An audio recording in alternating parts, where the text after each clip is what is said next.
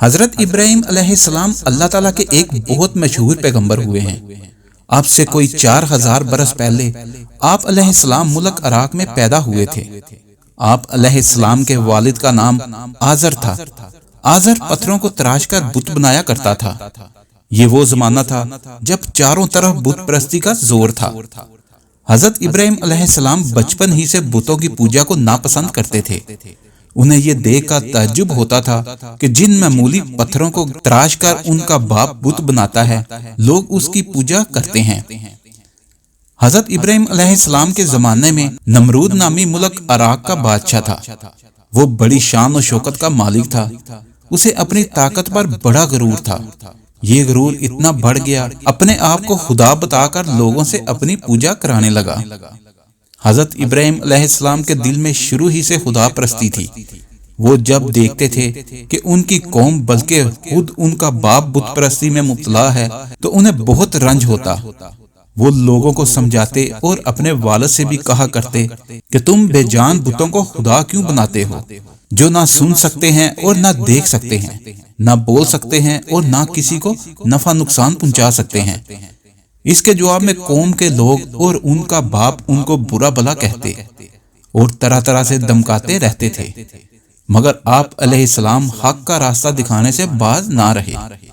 مزید شروع کرنے سے پہلے اگر آپ نے ہمارے چینل کو ابھی تک سبسکرائب نہیں کیا تو کر لیجئے اور اس بیل آئیکن کو ضرور دبائیں۔ ایک مرتبہ ایسا ہوا کہ راستے میں آپ علیہ السلام چمکتے ہوئے تارے کو دیکھ کر سوچنے لگے کہ شاید یہی ہمارا رب یعنی پیدا کرنے والا ہوگا۔ اتنے میں چاند نکل آیا اور تاروں کی روشنی مدھم پڑ گئی۔ حضرت ابراہیم علیہ السلام نے خیال کیا کہ چاند تاروں سے زیادہ چمکدار ہے، وہ نہ ہو یہی ہمارا پیدا کرنے والا ہوگا۔ جب صبح ہوئی تو چاند پھیکا پڑ گیا اور تارے ڈوبنے لگے۔ آپ علیہ السلام نے سوچا کہ مٹنے والے خدا نہیں ہو سکتے۔ اب سورج نکل آیا، ایسا روشن اور چمکیلا کہ اس پر نظر نہ ٹھہر سکے۔ آپ علیہ السلام کو خیال ہوا کہ ہو نہ ہو یہی خدا ہے۔ شام ہوئی تو سورج بھی ڈوب گیا۔ تب آپ علیہ السلام نے کہا، بے شک خدا وہ ہے جس نے آسمانوں اور زمین کو پیدا کیا ہے اور اس کا کوئی شریک نہیں۔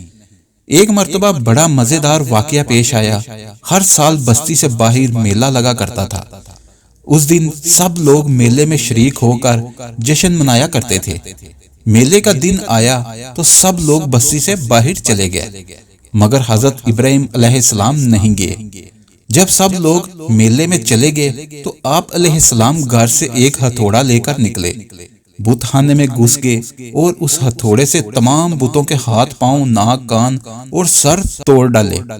پھر وہ ہتھوڑا بڑے بت کے کندھے پر رکھ کر اپنے گھر چلے آئے۔ جب لوگ لوٹ کر بستی میں آئے اور بت خانے میں گئے تو بتوں کا یہ حال دیکھ کر انہیں بڑا غصہ آیا۔ حضرت ابراہیم علیہ السلام سے پوچھا، یہ سب کس نے کیا ہے؟ تو آپ علیہ السلام نے بڑے بت کی طرف اشارہ کر کے کہا، اس سے پوچھو۔ لوگوں نے کہا، اس کو کیا خبر، یہ نہ دیکھ سکتا ہے اور نہ بول سکتا ہے۔ آپ علیہ السلام نے فرمایا، جو دیکھ نہیں سکتا اور بول نہیں سکتا اسے کیوں پوچھتے ہو؟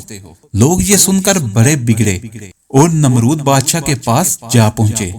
انہوں نے جا کر آپ علیہ السلام کی شکایت کی۔ نمرود کو بڑا غصہ آیا۔ حضرت ابراہیم علیہ السلام کو دربار میں بلا بھیجا۔ وہ پہلے بحث کرتا رہا۔ جب بحث میں ہار گیا تو ڈرانے دھمکانے لگا، مگر حضرت ابراہیم علیہ السلام خدا پرستی پر قائم رہے اور نمرود کو خدا کا خوف دلاتے رہے۔ آخر میں نمرود نے غصے میں آ کر حکم دیا کہ بہت سی لکڑیاں جلائی جائیں اور اس آگ میں ابراہیم علیہ السلام کو ڈال دیا جائے۔ آگ جلائی اور خوب بھڑکائی۔ پھر حضرت ابراہیم علیہ السلام کو اس میں ڈال دیا گیا، لیکن خدا کے حکم سے آگ باہر سرد ہو کر پھولوں کی طرف بن گئی اور حضرت ابراہیم علیہ السلام کو ذرا بھی تکلیف نہ پہنچی۔ اب حضرت ابراہیم علیہ السلام نے خیال کیا کہ کسی دوسری جگہ چل کر خدا کا پیغام پہنچائیں۔ اس لیے وطن سے ہجرت فرمائی اور مختلف ملکوں میں بندوں تک خدا کا پیغام پہنچاتے رہے۔ حضرت ابراہیم علیہ السلام کے بڑے بیٹے حضرت اسماعیل تھے اور چھوٹے حضرت اسحاق علیہ السلام۔ آپ علیہ السلام نے حضرت اسحاق علیہ السلام کو ملک شام میں بسایا، حضرت اسماعیل علیہ السلام کو عرب میں۔ اس طرح کبھی آپ علیہ السلام شام جا کر رہتے اور کبھی عرب میں۔ حضرت ابراہیم علیہ السلام کے دل میں اللہ تعالیٰ کی اتنی محبت تھی کہ اس محبت کے آگے انہیں ماں باپ، بیوی بچوں اور دنیا کی کسی چیز کی پرواہ نہ تھی۔ ایک مرتبہ اللہ تعالیٰ نے حضرت ابراہیم علیہ السلام کی محبت کا سخت امتحان لیا۔ انہوں نے خواب میں دیکھا خدا نے ان کو اپنی سب سے زیادہ پیاری چیز کی قربانی کا حکم دیا ہے۔ تو حضرت ابراہیم علیہ السلام کو اپنے بڑے بیٹے حضرت اسماعیل علیہ السلام سے بہت محبت تھی، اس لیے وہ اللہ تعالیٰ کی راہ میں ان کی قربانی دینے پر تیار ہو گئے۔ اس قربانی میں اللہ تعالیٰ کو جہاں باپ کی آزمائش منظور تھی وہاں بیٹے کی بھی آزمائش کرنی تھی۔ حضرت ابراہیم علیہ السلام نے اپنے بیٹے کو اپنا خواب سنایا، پھر پوچھا کہ تمہاری کیا رائے ہے؟ تو حضرت اسماعیل علیہ السلام بھی آخر کس باپ کے بیٹے تھے؟ جواب دیا، اللہ تعالیٰ نے آپ کو جو حکم دیا ہے اس پر عمل کیجئے، مجھے اللہ تعالیٰ کا حکم منظور ہے اور انشاءاللہ آپ مجھے صابر و شاکر پائیں گے۔ باپ بیٹے دونوں خدا کا حکم پورا کرنے پر آمادہ ہو گئے۔ میدان میں پہنچ کر حضرت ابراہیم علیہ السلام نے بیٹے کو لٹا دیا اور چھری گلے پر رکھ دی۔ اللہ تعالیٰ کو باپ اور بیٹے کی فرما برداری بہت پسند آئی اور حضرت اسماعیل علیہ السلام کے بدلے ایک دمبا بھیج دیا، وہی ذبح ہوا اور حضرت اسماعیل علیہ السلام بچ گئے۔ اب اللہ تعالیٰ کے حکم سے ان دونوں پاک بندوں نے خدا کا گھر بنایا، جسے اکیلے اللہ تعالیٰ کی عبادت کے لیے سب سے پہلے بنایا گیا۔ پھر اسی جگہ مکہ معظمہ آباد ہوا۔ خانہ کعبہ کی تعمیر کے بعد باپ بیٹے دونوں نے خدا سے دعا کی کہ اے اللہ تعالیٰ ہماری اس خدمت کو قبول فرما۔ اللہ تعالیٰ نے اس طرح ان کی خدمت قبول کی کہ قیامت تک کے لیے مسلمانوں پر خانہ کعبہ کا حج فرض کر دیا۔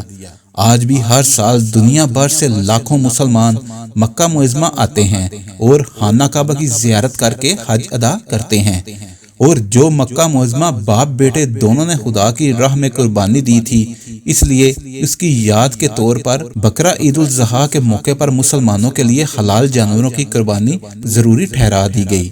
حضرت ابراہیم علیہ السلام نے 99 سال کی عمر میں وفات پائی۔